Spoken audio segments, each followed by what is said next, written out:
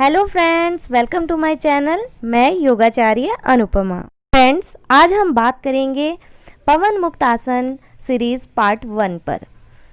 Anti rheumatic group इसको कहते हैं। वात रोग, गठिया रोग के लिए बहुत ज़्यादा फायदेमंद है। इस ग्रुप में जॉइंट्स को लूज़ किया जाता है। ये ग्रुप उन लोगों के लिए बेस्ट है जिनको arthritis, high blood pressure, heart problem और अन्य बीमारियां हैं, जिनमें तेज़ी से किए जाने वाली फिजिकल एक्सरसाइज को अवॉइड किया जाने के लिए सलाह दी जाती है। प्रेगनेंसी में भी ये योगा सीरीज बहुत ही लाभदायक है। हाथ पैर और कमर के दर्द के लिए बहुत अच्छी है। हमारे शरीर के जोड़ों में नष्ट हुए एनर्जी ब्लॉकेज के लिए ये बहुत यूज़फुल है। इस सीरीज़ में हम बहुत सारे आसन करेंगे जिनके लाभ और करने के तरीके मैं अब आपको बताऊंगी।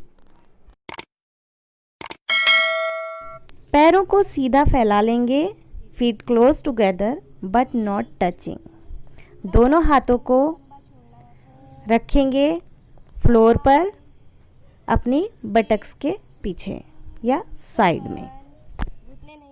कमर गर्दन को सीधे रखना है। Inhale as the feet move back, exhale at the feet move forward.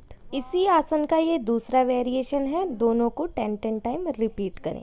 Awareness रखनी है हमें अपने पूरे पैर पर, एंकल पर, काफ और लेग पर, और सांसों पर पूरा ध्यान केंद्रित रखना है। इस जितने भी हम सीरीज़ करेंगे इसमें इस बात का बहुत ध्यान रखना है कि आपका ध्यान उस जगह पर हो जहाँ के लिए ये आसन कर रहे हैं। ऐसे ही रोटेशन, एंकल रोटेशन, इसे गोल्फ चक्र कहते हैं हिंदी में। 10 time clockwise, 10 time anti clockwise हम इसको रिपीट करेंगे। पैर जब ऊपर की तरफ आ रहे हैं तो सांस भरनी है, और जब हम नीचे ले जा रहे हैं तो सांस छोड़नी है। Inhale, exhale. अवेयरनेस रहनी है हमारी एंकल जॉइंट पर। इन दोनों आसनों से ब्लड सर्कुलेशन जॉइंट्स में जाता है, और जिन पेशेंट्स हैं जिनका ऑपरेशन हुआ है उनके लिए भी ये बहुत अच्छा होता है। नेक्स्ट पोस्चर है। इसमें हाथों को लॉक कर लें थाइस के नीचे, और सांस भरते हुए पैर को ऊपर उठाएंगे और धीरे से सांस छोड़ते हुए पैर को नीचे ले आना है। इसमें भी हम 10 राउंड करेंगे। पहली बारी में आपका पैर बिल्कुल सीधा नहीं हो पाएगा, कोई बात नहीं, धीरे धीरे प्रैक्टिस करते रहेंगे तो ये स्ट्रेट हो जाएगा। इससे धीरे धीरे जो स्ट्रेचिंग है वो बढ़ती है हमारे पैरों की, और जो ब्लड सर्कुलेशन है वो बढ़ता है। ऐसे ही दूसरे पैर से हम करेंगे। 10 रिपीटेशन करने हैं दोनों के, सांस भरते हुए ऊपर और सांस छोड़ते हुए नीचे। धीरे धीरे प्रैक्टिस से ये बिल्कुल अच्छे हो जाएंगे। इन आसनों को किसी भी एक्सरसाइज से पहले वार्म अप के तौर पे भी किया जा सकता है, और योगासन से पहले भी इनको वार्म अप के तौर पे किया जाता है। और छाती से लगाना है। सांस भरते हुए नीचे, सांस छोड़ते हुए ऊपर। 3। इस आसन को हाफ बटरफ्लाई या अर्ध तितली आसन भी कहते हैं। इसमें भी अवेयरनेस हमारी रहनी चाहिए नी पर, एंकल पर, हिप जॉइंट पर और इनर थाई मसल्स पर। कोई भी आसन करने से पहले ये ध्यान रखें कि जहाँ के लिए आप वो आसन कर रहे हैं उस जगह पर जो अवेयरनेस हमारी रहनी चाहिए, वहाँ पर हमें ध्यान रखना चाहिए एकाग्रचित्त, और सांसों पर भी पूरा केंद्रित रखना चाहिए हमें ध्यान को। जिन लोगों को नीचे ज़मीन पर क्रॉस लेग बैठने पर दिक्कत होती है, वो लोग अगर इसका दोनों टाइम प्रैक्टिस करें तो ये जॉइंट्स को, हिप जॉइंट्स को, नी जॉइंट को लूज़ कर देती है, और नीचे ज़मीन पे बैठने पर जिन लोगों को दिक्कत होती है वो भी ठीक हो जाती है इससे। 10 टाइम दोनों साइड से रिपीट कर देना है इसको। अगला अभ्यास है पूर्ण तितली आसन, जिसे फुल बटरफ्लाई भी कहते हैं। बैठना है, दोनों पैरों के तलवे आपस में जोड़ लेने हैं और दोनों पैरों को हिलाना है। प्रैक्टिस करनी है 30 अप एंड डाउन मूवमेंट्स की। सांसें नॉर्मल रहेंगी,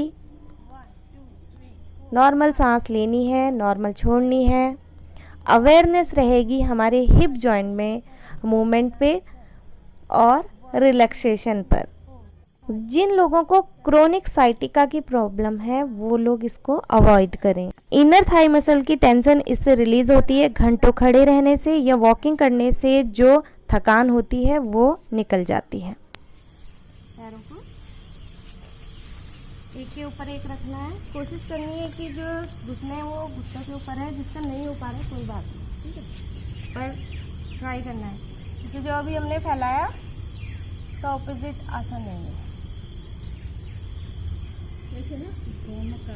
हाँ, मतलब जब हमने अभी पैरों को फैलाया इससे इकट्ठे होकर जो स्ट्रेचिंग हुई है उसमें फिर से आराम हो जाएगा। तो कोई सा भी आसन करते हैं तो उसका जो अपोजिट काउंटर पोज बोलते हैं वो जरूर करना चाहिए, क्योंकि अगर हम ज़्यादा फैला लेंगे उसको इकट्ठा नहीं करेंगे तो वो मसल जो स्ट्रेस हो जाती है उसमें फिर पेन होता है। और इसमें जो हाथ ऊपर है, जो पैर ऊपर है वही हाथ ऊपर पीछे जाके लॉक।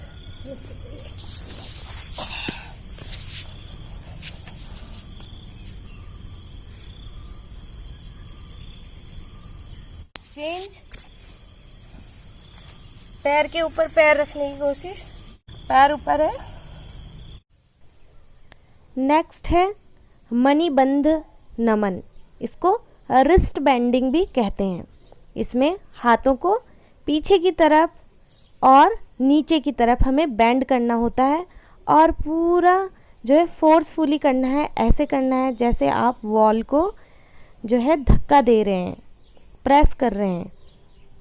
इसी तरीके से ये इसका दूसरा वेरिएशन है, इसको भी करेंगे और सबको 10 टाइम हम रिपीट करेंगे। और रिस्ट जॉइंट पर हमारी अवेयरनेस रहनी चाहिए और इनहेल करेंगे जब हम बैक बेंडिंग करेंगे, मूवमेंट करेंगे, और एक्सहेल करेंगे जब फॉरवर्ड।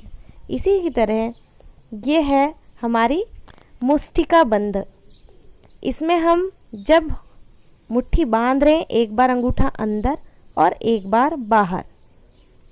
अवेयरनेस हमारी रहनी चाहिए इसी पर। इसी से हम हाथों को सीधा करना है, कोहनियों को मोड़ना है और अंगूठे को कंधे से टच करना है। कोहनी नमन इसको कहते हैं, एल्बो बेंडिंग। ये भी हम 10 टाइम्स करेंगे। अवेयरनेस हमारी मूवमेंट पे होनी चाहिए, जॉइंट पर, आर्म मसल पर और ब्रीदिंग पर। इनहेल करेंगे जब हम स्ट्रेट करते हैं आर्म को और एक्सहेल करेंगे जब हम बेंड करते हैं।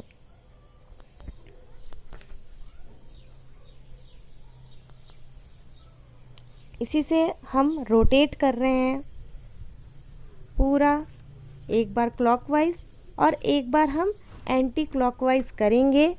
इसको स्कंद चक्र भी कहेंगे या शोल्डर सॉकेट रोटेशन भी कहते हैं। और हमने क्लॉकवाइज और एंटी क्लॉकवाइज इसमें रिपीट करना है। और शोल्डर जॉइंट पर हमें अवेयरनेस होनी चाहिए और हमारी ब्रीदिंग पर। इनहेल करेंगे जब अपवर्ड स्ट्रोक करेंगे, एक्सहेल करेंगे जब हम डाउनवर्ड स्ट्रोक करेंगे। ये हमारे शोल्डर को जो स्ट्रेन या ड्राइविंग, ऑफिस वर्क से जो स्ट्रेन हो जाता है उसको रिलीज़ करता है। और सर्वाइकल स्पॉन्डिलाइटिस, फ्रोजन शोल्डर के लिए बहुत बेहतर है। और हमारे शोल्डर और चेस्ट की शेप को भी ये मेंटेन करता है। इसी तरह हर आसन का हमको 10 टाइम रिपीटेशन करना है, क्लॉकवाइज और एंटी क्लॉकवाइज भी। ये भी स्कंद संचालन का एक वेरिएशन है। इसको भी हम 10 टाइम क्लॉकवाइज और एंटी क्लॉकवाइज रिपीट करेंगे। इसी का एक दूसरा वेरिएशन भी है जो मैं आपको करके दिखाती हूँ। हाथों को आरती के समान बड़ा बड़ा हाथों को करते हुए, जैसे हम आरती उतारते हैं ऐसे करते हुए साइड में ले जाके अल्टरनेट डायरेक्शन में करना है। एक हाथ आगे और एक हाथ पीछे। पहली बारी में आपसे नहीं होगा ये, लेकिन ज़्यादा प्रैक्टिस करने पर ये भी आपसे हो जाएगा। ऐसे ही हम ग्रीवा संचालन करेंगे, नेक मूवमेंट भी जिसे बोलते हैं। सांस भरते हुए गर्दन ऊपर और सांस छोड़ते हुए नीचे। इसको भी हम 10 टाइम रिपीट करेंगे। हम कम बार करके दिखा रहे हैं ताकि वीडियो लंबी ना बने, इसलिए अब हम दूसरा वेरिएशन करेंगे इसको। इसमें लेफ़्ट और राइट देखना है।